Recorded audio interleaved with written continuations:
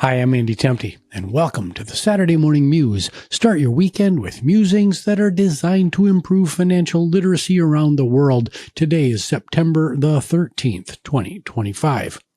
Over the past 2 weeks, we've been exploring one of the most powerful forces in finance, compound interest and compounding.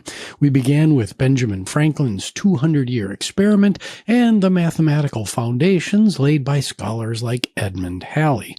Last week, we discovered the simple math behind compounding and saw how redirecting a daily $5 latte habit into the S&P 500 could create nearly $1 million of wealth over a 40-year career. But there's a darker side to this story. The same mathematical force that can make you wealthy can also destroy your financial future. Today, we're exploring compound interest's evil twin, compound debt.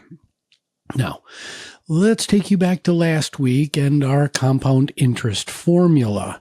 Here, future value equals the current principal value times 1 plus the interest rate raised to the number of years or the number of periods. Note that there's an exponent in this formula, and so compounding and exponential math, they go together. And this formula doesn't care whether you're the investor earning the returns or the borrower paying interest. The mathematics work exactly the same way, with one crucial difference. When you're investing, compound interest builds wealth for you. When you're borrowing, especially at high interest rates, compound interest builds wealth for your lenders, but it destroys yours. Now, every month you carry a credit card balance. You're not just paying interest on your original purchases, you're paying interest on the interest from previous periods when minimum payments don't cover the full interest charges for that month, which creates the same snowball effect that we celebrated last week, except now that snowball is rolling downhill toward you. So today we're primarily going to be talking about the credit card trap. So we revisit our latte example from last week, but with a twist. Instead of investing that daily $5, imagine that you're charging it to a credit card and then only making minimum payments on that credit card debt.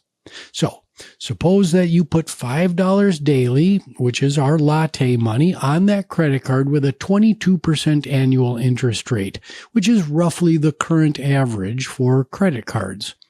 Credit cards use daily compounding just like we did last week, meaning that interest is calculated and added to your balance every single day. If you make typical minimum payments of about $50 monthly, here's what happens. After 5 years of charging lattes and making those payments, you'd owe approximately $11,200. You charged $9,125 worth of lattes over that 5-year period, but compound interest added over $2,000 in additional debt despite your payments because you were paying the minimum and the minimum wasn't keeping up with the interest expense. After 10 years, your debt would explode to nearly $44,600, even though you only charged $18,250 worth of coffee. The compound interest has grown to more than double your actual spending. At this payment rate, you would never pay off the debt. The minimum payments wouldn't even cover the interest charges, and your balance would grow indefinitely. So this is the trap that you can get yourself into if you only make minimum payments and those minimum payments don't keep up with interest charges. Unfortunately, This is the financial reality in millions of American households. According to recent Federal Reserve data, the average American household carries credit card debt of over $6,000, with many households owing much more. Let's consider another scenario. Someone who accumulates $10,000 in credit card debt at 22% interest. If they make monthly payments of $300, which would be above the minimum payment, it will take them over 4 years to pay off this debt, and they'll pay approximately $5,600 in interest charges. Even with these more substantial payments on your credit card that did exceed the minimum requirements, and they did reduce the principal balance each month, that $10,000 in purchases actually cost $15,600. The opportunity cost of creating debt versus investing makes this even more painful. What if that same $300 were invested monthly in the S&P 500 over that same 4-year period? Well, it would grow to approximately $17,600, and that's assuming the S&P 500's long-term historical average of 10%. Later on in future episodes, we'll show that 10% isn't guaranteed every year, and you could actually lose money over a 4-year period, but over the long run, you're going to earn roughly 10% on the S&P. So, by carrying credit card debt instead of investing, this person just didn't lose $5,600 in interest payments. They lose the entire future value of what that $300 per month could have become if it were invested versus if it were spent on a high-interest credit card. Now, the cruel irony is that credit card interest rates are typically 2 to 3 times higher than long-term investment returns. While the stock market has historically returned about 10% annually, credit cards commonly charge 18 to 25% interest or more. This creates a mathematical impossibility. You cannot invest your way out of high-interest debt. No reasonable investment strategy can consistently earn 22% annually to offset credit card-based interest rates. The math simply doesn't math. Even worse, credit card companies structure minimum payments to keep you trapped in this cycle. Minimum payments barely cover interest charges, even if they do, meaning that your principal balance decreases painfully slowly and can actually increase over time. Credit card companies make billions of dollars in profit from this compound interest trap. Now, understanding compound interest's dark side reveals why financial advisors nearly universally recommend paying off high-interest debt before investing. Every dollar that you use to pay down a 22% interest credit card balance gives you an immediate 22% return by eliminating that interest charge.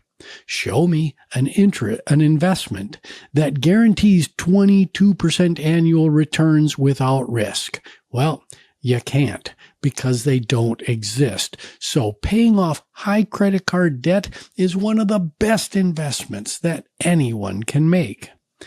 This is why the standard advice is this: build a small emergency fund first, then aggressively pay off all high-interest credit card debt, then begin serious investing. Fighting compound interest with compound interest doesn't work when the debt interest rates are higher than investment returns. So, what's the solution? The solution isn't to fear compounding or compound interests. It's to respect its power and ensure it works for you and not against you. So, here's the framework. First, Avoid high interest rate debt whenever possible. Credit cards should be tools of convenience, not financing vehicles. If you can't pay cash for something, you probably can't afford it. Second, if you already carry high interest rate debt, attacking it becomes your highest return investment. Paying off a 22% credit card debt guarantees a 22% return on every dollar applied to the balance. And third, once you're free of that high interest rate debt, then redirect every dollar that was going to debt payments toward investing. So, over these 3 episodes, we've seen compound interest from really every angle. Ben Franklin's patient 200-year experiment showed us its historical power.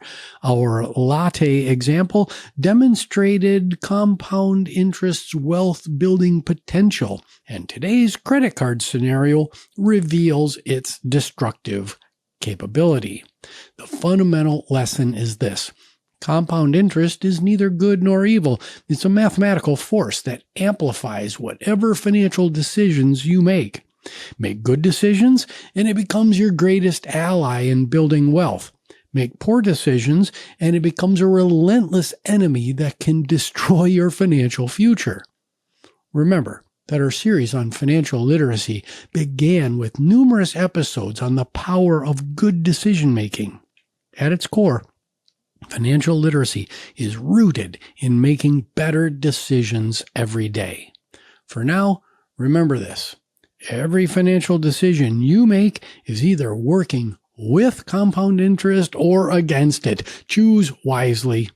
Until next week, I wish you grace, dignity, and compassion. My name is Andy Temte. This is the Saturday Morning Muse. You can find the show on all the major streaming services as well as out on YouTube. Please like, subscribe, rate, and most importantly, share this public good with your friends, your neighbors, your colleagues, and maybe a family member or two.